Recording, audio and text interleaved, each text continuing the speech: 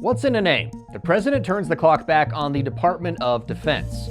Plus, with a $50 million bounty hanging over his head, Nicolas Maduro vows a response to the U.S. military strike on a Venezuelan boat. And a move towards modernization, why the Air Force is shutting down a nuclear missile silo.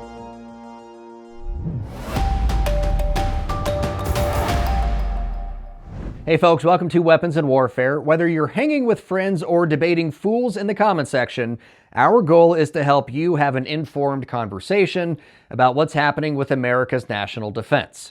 For Straight Arrow News, I'm your host, Ryan Robertson, and we start this week with Ukraine and what peace might look like for the nearly 40 million people who live there once the war ends. Russia's illegal invasion of Ukraine looks destined to hit the 4-year mark. Still, preparations for an eventual peace need to be made, which has many wondering what exactly that will look like for a war-torn nation that once boasted a population of nearly 40 million. In early September, Ukrainian President Volodymyr Zelensky said Kyiv and its allies have a general vision for security guarantees against future Russian aggression, and that more than 24 countries were exploring exactly what role they would play. Keir Giles, author of Who Will Defend Europe, says there's a large gap between being willing and being capable. What all European countries seeking to support and protect Ukraine face is the reality of the aftermath of decades of defense drawdowns in their own armed forces. It's only the easternmost states, the frontline states, that have taken seriously the need to rearm and re-equip and rebuild their military potential.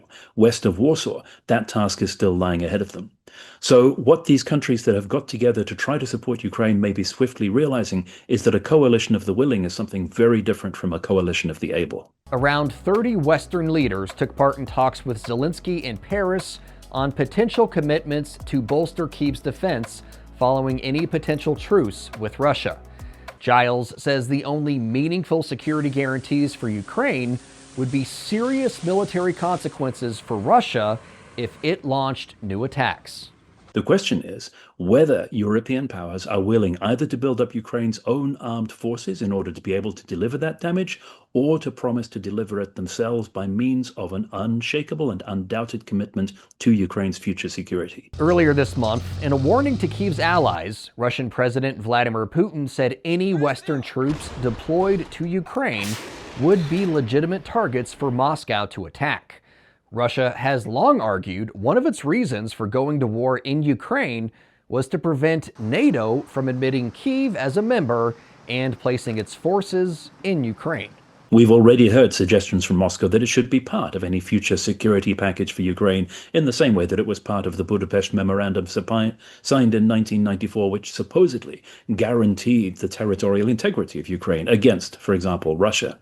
There's no doubt that the vagueness of this term provides Russia with an opportunity to shape the narrative towards its own ends. A recent report by NBC News detailed how the U.S. could take a lead role in monitoring a buffer zone between Ukraine and Russia if and when a peace deal is reached. On the one hand, the fact that Donald Trump appears to be engaging with this process is encouraging. On the other hand, it's entirely unclear what the United States might be willing to do in order to support future security guarantees for Ukraine. We've heard a range of different positions laid out apparently firmly by Trump and by the US, from no involvement whatsoever to some vague and unspecified commitments, something to do with the air. President Trump hosted Vladimir Putin amid great fanfare for a summit in Alaska last month. Trump even hand-delivered a letter to Putin written by First Lady Melania Trump, pleading with the Russian leader to return the Ukrainian children his forces had kidnapped. But Putin didn't, and instead ordered a massive strike on an American-linked factory in Ukraine. And there certainly has been no indication of Moscow softening any of its terms for ending the war or agreeing to a meeting with Ukrainian leadership. I'm joined now by senior producer and Air Force veteran Brett Baker for some headlines you may have missed. And Brett, breaking news to report: by the time this episode publishes to the interwebs, you and I are going to be in Ukraine reporting and gathering some stories. Yeah, very exciting development. I don't think any of us at the beginning of the year would probably predicted that trip would be in store for us, but it is. And I know we're excited to go and get some excellent content and bring it back to share with, not only weapons and warfare, but the Straight Arrow News viewership. Absolutely. And it's we're not going to be at the front lines or anything like that, but we are going to Ukraine. Our families are a little nervous, but you and I were talking a little bit earlier as journalists. I think you said your point was, it's just one of those opportunities that you can't really pass up. So looking forward to it for sure. So, all right, let's get to those headlines. Bucking constitutional norms once again, President Donald Trump recently signed an executive order returning the Department of Defense to its original name, the Department of War. Mr. President, is it your expectation that Congress will codify this name change in the law? I don't know, but we're going to find out, but I'm not sure they have to. We're signing an executive order today. So a little history lesson. The Department of War was created in 1789. It was changed by President Harry Truman in 1947 to the Department of Defense when it incorporated the Department of War, which oversaw the Army, plus the Department of the Navy, and the newly created Independent Air Force. So, Brett, you and I had talked about this last week because we kind of knew this was probably coming down the pike. Yeah, it was kind of floated out there, and sure enough, it turned out to be the case. Interesting thing, you actually need congressional approval to change the name of the department. So to get by that, it is apparently a secondary name. So Right. It still is the Department of Defense for all intents and purposes. This is just a language thing that they're, jazzed up about. I don't really understand it, but it is what it is. Yeah, it's definitely a marketing and branding thing. It kind of reminds me of when businesses are incorporated under one LLC, but they operate under a DBA, a doing business as, like a different name. But it's essentially it's all the same folks doing the same stuff. But the Secretary of Defense did update a lot of his social media handles to now reflect the new title that he's operating under, the Secretary of War. But to your point, Brett, doesn't necessarily change much from a logistics standpoint necessarily, but we'll see how this plays out in the weeks, months, and years ahead. Hey, remember that U.S. missile strike in the Caribbean that killed 11 people? The White House said they were drug smugglers and drug traffickers and part of Venezuela's Tren de Aragua gang. Well, Secretary of State Marco Rubio is warning other would-be traffickers more could still be in store. If you're on a boat full of cocaine or fentanyl or whatever headed to the United States, you're an immediate threat to the United States. And the president, under his authority as commander-in-chief, has a right under exigent circumstances to eliminate imminent threats to the United States. Rubio faced some pretty pointed questions from a few media members about the legality of the operation. He did defend the strike, but didn't really go into any details about it, like whether those aboard the boat were warned before being fired upon. Brett, the strike on the boat kind of reminded me of all of the drone strikes from back in the Iraq and Afghanistan wars under the Obama administration. What do you think? Yeah, for good reason. It looks a little like a video game, right? Rarely you see an individual, that high up in our political chain, our government chain, put out a video of 11 people being wiped out of existence. Yeah, it's an interesting position to take. Not giving them any kind of heads up, any warning, not trying to maybe apprehend them. That's one that they're going to have to deal with. It wouldn't be my play, but that's, one of those things that is going to happen with this administration. I will say, after talking with a couple of folks, a couple of contacts that we have, however it's being portrayed, in the headlines or in the media or anything like that, these military contacts did say that the strike, from a military kill chain perspective, would not have been authorized without positive identification on the individuals on the boat. So take that for what it is. But yeah, this is definitely the Trump administration, the White House, really upping the game against the cartels at a time when he's campaigned upon, getting fentanyl back, stopping it from coming across the border, stopping drug trafficking, human trafficking. And he points to the Nicolas Maduro regime as being one of the primary players in that game. So that's why there's so much of a concerted effort to stop Venezuela and the Maduro regime in its alleged ties to narco-terrorist states. All right, last headline for you today, and it's a big one. The outlet Breaking Defense reported the U.S. Air Force officially decommissioned its first Minuteman III missile silo at F.E. Warren Air Force Base in my old hometown of Cheyenne, Wyoming. It's part of the service's modernization process of America's nuclear triad, where Minuteman III ICBMs are getting swapped out for the new Sentinel intercontinental ballistic missiles, which are made by Northrop Grumman. In the midst of this transition, though, Air Force officials say the readiness and alert status of the remaining ICBMs will remain unaffected during this process. So basically saying just because one is down doesn't mean we don't have more pointed at you, whoever you may be. Brett, you and I have spoken to Lieutenant General Mark Wetherington before. He was one of the guys who used to oversee the Air Force's Global Strike program. And he told us the old Minuteman silos were originally going to be reused with the Sentinel program, but now it looks like it's going to be cheaper to just build new holes and, put the new missiles in new holes in the ground. Yeah, unfortunately, there's no home redo show, flip this silo.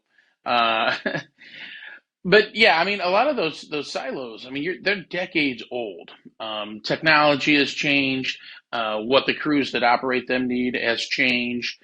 So it's not that big a surprise. I think it obviously would be a nice thing to probably maybe save some money to just be able to renovate those. But at a certain point in time, you have to figure, okay, it probably is just cheaper to dig a new hole and start from scratch. Yeah. Yeah. Well, when you have to tear out all the old stuff, and if there's, the mitigation for any kind of caustic chemicals or anything like that, I mean, throw some dirt on the top, start over. It's definitely a cheaper way. Environmentally speaking, I'm sure there's going to be some folks who, protest about this, but from a, protection of the country, we need these things. It is part of the nuclear deterrence. The nuclear triad is what has kept the world in a mostly peaceful state over the last 85 years or so. So we need these, especially with China building more. They are good to have. All right, Brett, the next time we do this, we'll have some stories from Ukraine to tell. We'll be in Ukraine. So yeah, it'll be fun. We're looking forward to it. In 1962, Hanna-Barbera offered a version of what life on Earth might be like 100 years in the future with the Jetsons. Meet George Jetson! Showcasing all kinds of space-age technology woven into everyday life, but nothing quite captured the audience's attention like the promise of flying cars. While 2062 is still 37 years away, that promise might be closer than you think. At this year's Soft Week in Tampa, Florida, we saw something that captured our attention like George Jetson's daily driver did 63 years ago. That's why Pivotal's BlackFly eVTOL is our weapon of the week. Okay, Ken, I'm ready for takeoff. Go for takeoff. When you first see it, the BlackFly kind of looks like a next-gen remote-controlled drone. But a double take reveals something else entirely. An American-made, all-electric flying vehicle capable of vertical takeoffs and landings. Made by Pivotal, the BlackFly and its successor, the Helix, were built for private use and emergency medical services. But now there's an eye on bringing this tech to the military. There are a number of missions that we think that we are ideally suited for. In the near term, that could be covert insertion, covert extraction. It could be rescue of a downed pilot or a stranded individual in a SAR or SEER situation. Ken Karkland, Pivotal's CEO, says their vehicles are also capable of uncrewed flight. You could send out a number of these aircraft autonomously because they're actually at an attritable price point. And then one of them comes back with that stranded individual who is able to fly themselves back, or it's done remotely. If early signs are any indication, the military is interested as well. In 2024, Pivotal delivered 4 BlackFlies to AFWorks, the innovation wing at the Air Force Research Lab. Kirkland says that kind of interest is pushing Pivotal to develop the next evolution of their aircraft. We're going to be working very diligently on the big brother to the Helix, which is very defense focused. It's called the Spira.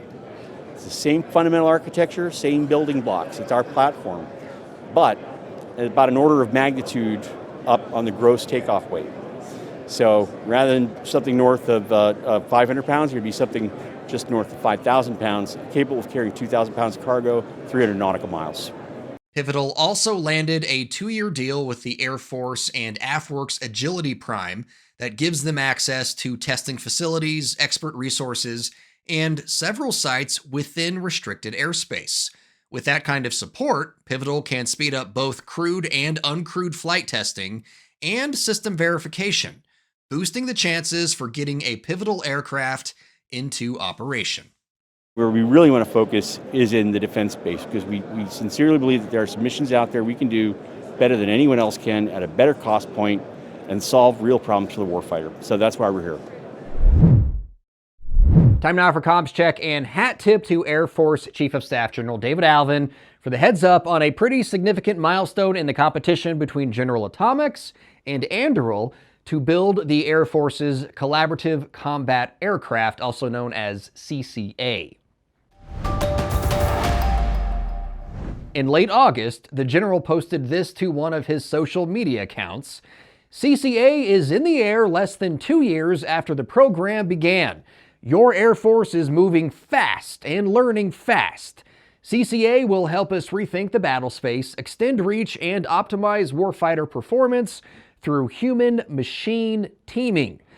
Developed with General Atomics, the YFQ-42A's recent flight in California gathered important data on airworthiness and flight autonomy. It's all part of a larger plan to introduce modular, cost-effective, uncrewed aircraft that will operate alongside next-generation crewed aircraft. The CCA is part of the next-generation air dominance family of systems, focusing on modular, software-defined air power. And as far as we know, Anduril's entry in the competition, the YFQ-44A, also known as the Fury, hasn't flown quite yet, though it is expected to enter flight testing in the very near future. All opinions expressed in this segment are solely the opinions of the contributors. All right, folks, for my wrap this week, we're doing something a little different. We're talking about jobs, specifically manufacturing jobs. As far back as I can remember, presidents and political leaders have been promising to bring back manufacturing jobs to the United States. And for as far back as I can remember, the number of people employed in the manufacturing sector has been on the decline. It peaked in 1979 with just shy of 20 million U.S. citizens employed in that sector. In August, that number sat at 12.7 million. There are some hard truths to swallow when it comes to bringing back manufacturing. For starters, for a lot of things like consumer electronics, it's cost prohibitive. Americans demand too high a wage for it to make financial sense to build cell phones or stereos in the United States. A $1,000 iPhone would quickly become a $4,000 iPhone. But when it comes to defensive manufacturing, the industry is growing by leaps and bounds. Startups like PDW are building new facilities, former startups like Anduril are expanding at breakneck speeds, and even the prime contractors are building new production lines and expanding existing ones to meet the demands for things like HIMARS launchers, Patriot missiles, and other platforms. Which leads us to a second hard truth. The U.S. can bring back thousands of manufacturing jobs, maybe millions, but it means making weapons, something many Americans are uncomfortable with. But the world is headed for some rocky times ahead. All the major American adversaries just had a get-together in China, celebrating all the latest weapons designed to keep America out of their way. So when it comes to protecting American lives and American livelihoods, to me, the answer to both is building more American-made defensive products. And that's going to do it for us this week, folks. If you like what you saw and or heard, please like and subscribe to our social media feeds, download the Straight Arrow News app, and maybe more importantly, share our stories. We're on a mission to help people have a more informed conversation about the U.S. military and our national defense, and we are recruiting volunteers to help. So, until next time, for senior producer Brett Baker, video editor Brian Spencer, and motion designer Dakota Patillo, I'm Ryan Robertson with Straight Arrow News, signing off.